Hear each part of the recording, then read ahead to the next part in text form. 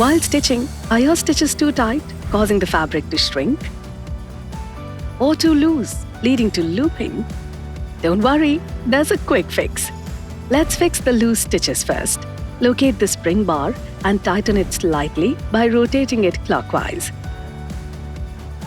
Now, check your stitching and compare. No loose stitches, no loops. Perfect on both sides. To fix tight stitches, go back to the spring bar and loosen it slightly by rotating it anti-clockwise. Check your stitching again. Perfect. No more tight stitches.